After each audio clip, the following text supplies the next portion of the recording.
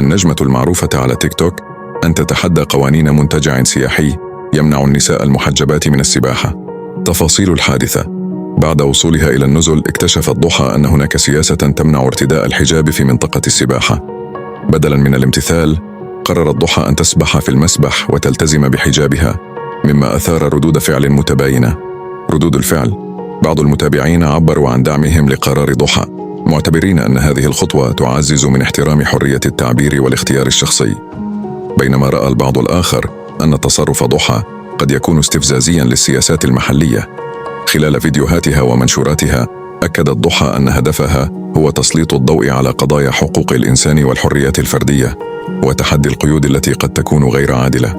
التفاعل مع الجمهور: شجع ضحى متابعيها على التعبير عن آرائهم في التعليقات ومشاركة تجاربهم الشخصية، كما دعت إلى الحوار حول كيفية التعامل مع سياسات مشابهة في المستقبل.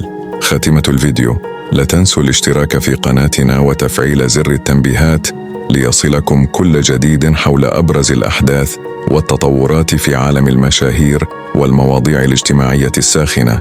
شاركونا آراءكم حول ما حدث، وابقوا معنا لمزيد من المحتوى المميز.